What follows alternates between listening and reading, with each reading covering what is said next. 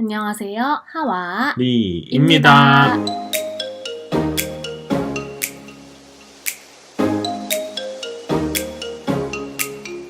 오늘 저희가 따끈따끈한 넷플릭스 한국 좀비 드라마. 좀비 드라마 킹덤을 봤습니다. 요즘 굉장히 핫하죠? 네, 지금 사실 굉장히 많은 사람들이 기대를 했고 광고도 많이 했고 또 시그널의 김은희 작가님이 맡으셔서 굉장히 기대가 많았죠. 한국 좀비물에 새로운 한 획을 쓸 것만 같았던 같았던? 저희가 공개된 날 바로 봤어요. 그렇죠. 네, 6화를 다 모두 봤는데 어떠셨나요?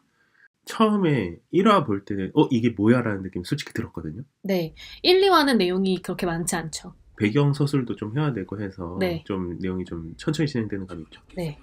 6화까지 사실 다 봤을 때도 정말 한 2화 정도의 분량을 6화로 늘리지 않았나. 그리고 이제 좀 뭐 좀 시작해보려고 할 때 시즌 1이 끝났어요, 사실. 그렇죠. 네. 이제 뭐 떡밥이 너무 많아요. 지금 풀려져 있는 떡밥이. 그렇죠. 다 회수해야 될 텐데, 그죠? 네.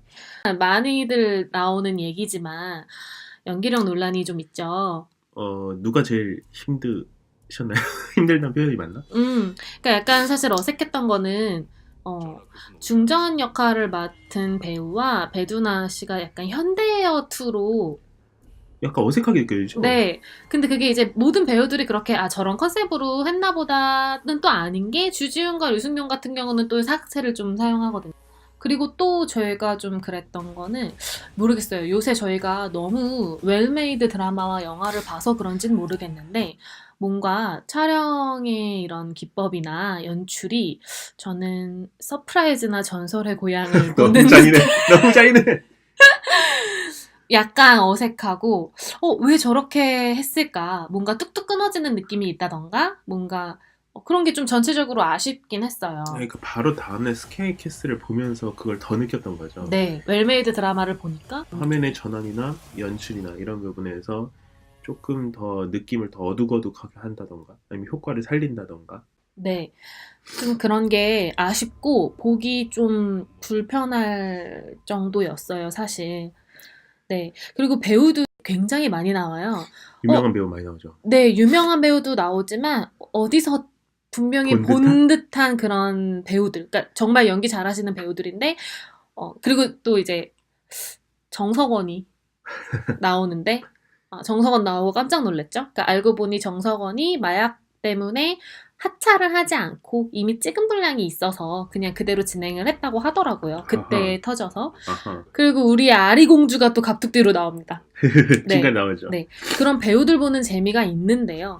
근데 이제 제가 좀 아쉬웠던 거는 뭔가 진지하게 극을 이끌고 갈 때는 진지하다가 좀 코믹한 부분에서는 코믹한 거를 이제 나와요. 좀 그런 전문 배우들도 나오고. 코믹을 이끌어가는 사람들이 나오죠. 중간중간 긴장을 풀어주는. 근데 그게 너무 갑툭튀입니다. 너무 뜬금없이 갑자기 막 웃긴 장면이 나와서 좀 당황스럽게 했어요, 저는.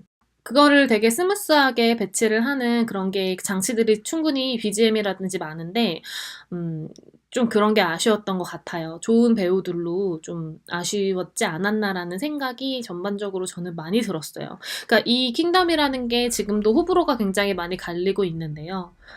저희는 사실 제가 너무 기대했지. 너무 아쉬워서 잠이 안 왔어요, 그날. 너무 기대했지.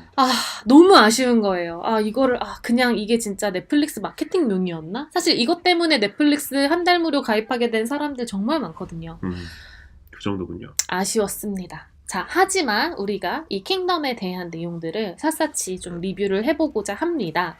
지금까지 첫인상을 얘기한 거고요. 네, 그냥 대략적인 인상이었고요. 네, 얘기해 주시죠. 네, 일단 이 킹덤에서 좀비가 핵심이잖아요. 좀비물이니까. 이 좀비가 몇 가지 특이한 특색을 가지고 있다는 생각이 들어요. 신종 좀비가 출연했죠. 그렇죠. 네. 그래서 처음에는 낮에는 안 움직이고 밤에는 움직이는. 낮에는 죽은 시체처럼 있다가 그렇죠. 밤이 되면 활동을 합니다. 알고 보니 그게 사실은 빛이 아니라 온도였던 온도 거죠. 때문이었죠. 그러니까 온도에 반응하는 좀비입니다. 그럼 겨울이 되면 망한다는 거죠. 네, 그렇군요. 네. 낮이고 밤이고 움직이니까요. 네. 또 이렇게 또 움직이지 않을 때는 뭉쳐 있어요. 다 엉켜 있어요, 몸이. 네, 빛이 들지 않는 곳에 빛이 들지 않은 곳에 다 죽었는지 들어가서 엉켜있죠. 엉켜있는 네. 이런 그래서 새로운 특성을 가지고 있어요. 하나하나 따로 있는 게 아니라 그 시체들을 꺼낼 때 한꺼번에 다 딸려 나오죠. 엉켜 그렇죠. 있어서. 네. 그리고 운동 능력이 보통은 사람보다 느린 것처럼 보이잖아요. 뛰어서 도망가면 도망갈 수 있는 형태처럼 나오죠. 그렇죠. 그런데 운동신경도 좀 떨어지고 그렇죠. 뭔가 시각 청각도 떨어지고 약간 떨어지는 감각들이 형태로. 떨어지는데 근데 여기는 킹덤의 좀비들은 저 깜짝 놀랐어요. 때로 몰려다니면서 엄청 뛰어다니고 엄청 빠르고요. 네. 그냥 무조건 오면 때로 다 죽습니다. 그냥 맞닥뜨리면 다 죽더라고요. 그렇죠. 네, 거기서 살아남을 수가 없어요. 벗어날 수 있는 방법이 없어. 네네네. 그러니까 대신 이제 목을 자르면은 움직이지 죽는 건 못하는. 나오죠. 네. 네. 좀 신개념, 아주 강력한 좀비가 되는 느낌이죠. 약간 의학적인 관점인데요.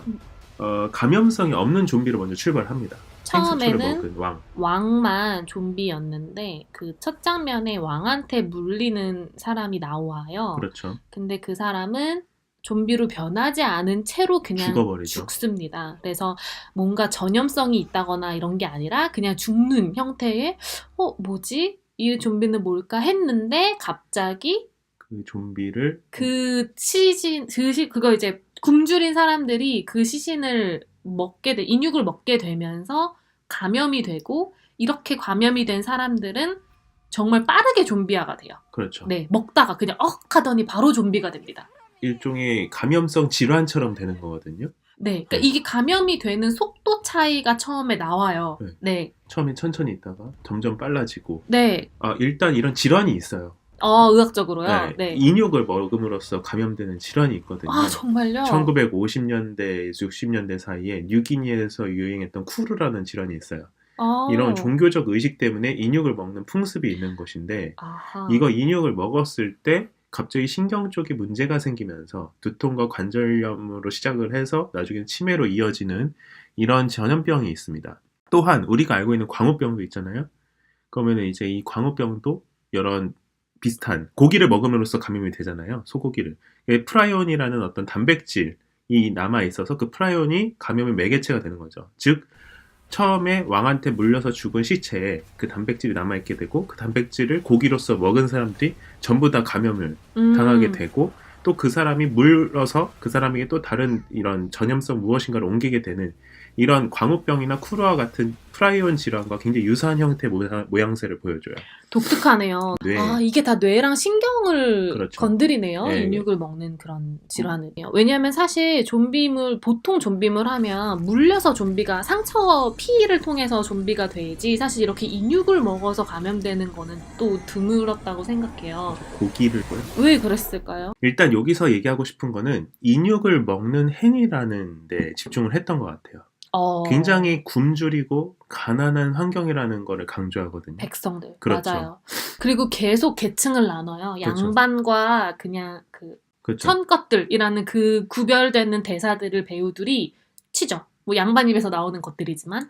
그래서 그렇게 구분되고 실제로 삶의 현장도 너무 다르잖아요. 그러니까 양반들이 기생을 끼고 술파티를 벌이는 상황에서 이제 사람들은 다 굶어 죽어가고 인육을 막 서로 먹어가는 단계까지 이르게 되는 거죠. 네, 이런 형태의 그렇죠. 대비가 계속 일어나는데 이 배고픔에 대한 얘기를 하면서 실제로 작가도 그런 얘기를 했다고 해요. 킹덤은 배고픔에 관한 이야기라고. 그럼 결과적으로 이 좀비화가 되는 거는 그 배고픔이 어떤 형태로 폭발적으로 일어나는 다른 반동작용 같은 느낌이 드는 거거든요. 결과적으로 그 좀비화가 된 것도 누군가가 왕을 찍어 누르면서 생긴 어떠한 한 현상이 부산이라는 다른 지역, 통제가 안 되는 지역으로 옮겨가고 그 통제가 안 되는 지역으로부터 다시 한양으로 들어오는 어떠한 큰 움직임, 마치 네. 프랑스 대혁명과 같은 네. 그런 민중으로부터의 움직임이라는 느낌이 많이 들거든요. 배고픔을 계속 짓눌렀을 때 그것으로 인한 반동, 이런 느낌이 많이 들었어요. 이렇게 들으니까 의미가 또 다르게 다가오긴 하네요. 좀 밋밋하고 평범하게 느껴졌던 스토리가 의미가 있다고 생각이 드네요. 그러니까 거기서 이제 주지훈이 맡은 왕세자 역할이 그렇게 권력에서 밀려나고 좀 그런 죽음까지 이런 위험에 처했을 때 동래라는, 그러니까 부산이죠. 그렇죠. 그 한양에서 떨어진 곳에 와서 이 좀비 이런 문제들을 해결을 하면서 점점 이제 성장이 나가는. 성장하고 좀비들도 다 같이 올라오는. 그렇죠. 밀려 올라오는. 네.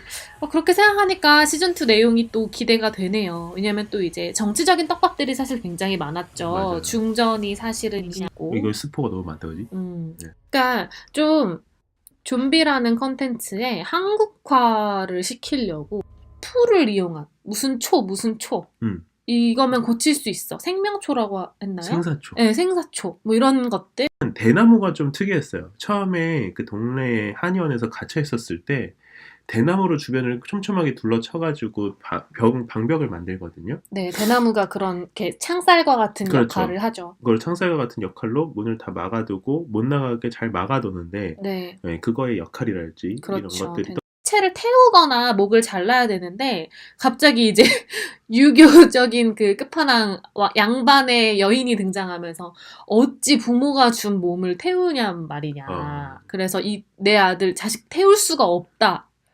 시체를 손상시킬 수가 없다. 네. 이렇게 하는 거죠. 이거 일부러 한국적으로 넣긴 했지만 정말 바람이었어요.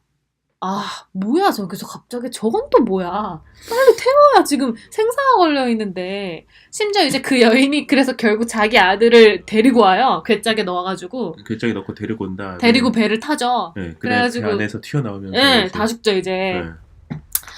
네. 그런 것들. 그러니까 애는 많이 쓴 것 같은데 그런 한국화를 위해서. 그래서 이제 한국화가 되는 과정에서 뭔가 몇 가지 특징을 더 많이 잡아넣고 그걸 녹여들려고 여러 가지 역할을 했고 그다음에 또 사회적인 의미를 담기 위해서 몇 가지 떡밥을 이제 심어놓은 것까지는 잘 이해가 되는데 시즌 1만 가지고는 좀 평가하기가 저는 좀 힘들었어요. 아주 좋다, 멋있다 이렇게보다는 전체적인 스토리가 완결되어야지만. 그렇겠죠. 저는 개인적으로 창궐보다 별로였어요. 창궐하고 한번 비교를 그럼 간단하게만 해주시겠어요? 일단 창궐이랑 내용이 굉장히 비슷해요. 네. 네. 감독 이름도 같다고. 네. 감독 김성훈. 이름도 김성훈이고 소재도 조선판으로 비슷하고 주인공도 왕세자고. 네, 맞습니다. 왕이 좀비가 되는 것도 똑같고요. 그렇죠. 개봉이나 촬영 날짜도 차이가 별로 안 나는 걸로 알고 한두 있어요. 달밖에 차이가 안 난다고. 네. 들었어요. 하지만 창궐엔 현빈과 장동건이 있죠. 일단 연기력이 현빈과 장동건의 연기만으로도 압도되는 그런 느낌이 있고요. 그 다음에 조연으로 저게 시사회 갔다 와서 직접 봐서 그런 거 아니에요? 현빈을 물론 직접 보긴 했죠. 네. 비주얼적 캐리가 있죠. 네, 그리고 조연으로 나왔던 그 배우도 조우진이랑 정만식이 나와요. 그러니까 조우진은 되게 굳건한 그 신하로서 왕세자를 이제 일깨워서 조선을 살려야 한다라는 굉장히 진지한 인물로 나오는데 너무 그게 인물에 대한 매력이 있었어요. 매력적인 인물이 있다. 네, 그리고 이제 그 왕세자였던 현빈의 뭐라고 해야 되죠? 신복이라고 해야 되나요? 그러니까 맨날 붙어 다니는 되게 웃긴 그냥 되게 중국인처럼 나오는 그런 배우로 정만식이 나오는데요. 정만식이 여기서는 코믹을 완전 그냥 확실하게 담당을 했어요. 그래서 막 현빈이랑 티격태격을 한다는 건지. 근데 결국에는 되게 현빈을 위해 약간 의롭게 죽어요. 그러니까 되게 코믹적인 게 있으면서도 이거를 잘 풀었어요, 스토리에서. 근데 이제 킹덤에서는 그런 코믹적인 역할을 하는 배우들이 나오거든요. 나오죠. 그 동래의 부사, 새로 신임 이제 부사라겠죠. 근데 갑자기 그 부사가 배두나한테 꽂혀가지고 은유한테 꽂혀가지고 너무 그러니까 이런 경계들이 저는 좀 부자연스럽다고 느꼈어요. 그러니까 스토리가 완전히 일체화돼서 녹아 들어가는 느낌은 아니었던. 그렇죠. 네. 좀비의 모습 그 묘사도 한번 다뤄볼까요? 일단 킹덤의 좀비 묘사 어땠나요? 저는 개인적으로 한국에서 다룬 좀비 묘사는 이제 부산행이 또 인상 깊게 다가왔고, 그다음에 이 킹덤은 그러니까 좀비의 묘사는 굉장히 높았다고 생각해요. 수준의 묘사. 뭐 이렇게 움직임도 그렇고 꺾기 되게 잔인하다는 평이 많죠. 아주 사실적으로. 좀비가 킹덤은 다 시꺼매요. 맞아. 좀 썩어 있는 거죠. 네, 약간 부패가 되고, 약간, 왜냐면, 낮에는 시체니까 그런진 모르겠는데, 그냥 그게 불에 그을린 것 같은 시꺼먼 모습이어서, 약간 제가 느끼기에는, 아마 제작비 200억을 좀비에만 투자했나? 킹덤은. 제작비 문제가 좀 있죠. 많이 들였잖아요, 되게. 편당 한 15억에서 20억 정도의 제작비를 들였다고 하는데, 6부작에서. 네. 넷플릭스에서 사실 투자를 굉장히 많이 했죠. 그리고 처음으로, 좀 이렇게 대작을 만들긴 했죠. 넷플릭스 오리지널 넷플릭스로 네, 그래서 넷플릭스 미국 오리지널? 외 국가 중에서는 제작비를 가장 많이 투여한 시리즈라고 합니다. 그러니까 사실 킹덤이 볼만하다라는 평이 있지만 이게 또 제작비의 그 비교를 하면 이 시즌 2에서 과연 어떻게 풀어나갈지는 또 지켜봐야겠죠. 네. 근데 이제 시즌 2에서는 감독이 바뀐다고 해요. 그래요? 네, 그래서 이제 아직 안 찍은 건가요, 시즌 2? 네, 그래서 이제 감독이 바뀌어서 그러니까 이제 완전히 다른 형태의 화면을 감상하실 수 있고 또 떡밥이 어떻게 회수되는지는 굉장히 흥미롭게 지켜볼 수는 있을 것 같아요. 대표적으로서 좀 더 발전했으면 좋겠다는 의미를 담았습니다. 왜냐면 너무 기대가 컸기 때문에. 사람들 네. 너무 기대가 컸기 때문에. 네. 그러니까요. 이상 하와리의 킹덤 리뷰였습니다. 다음에 또 만나요. 안녕.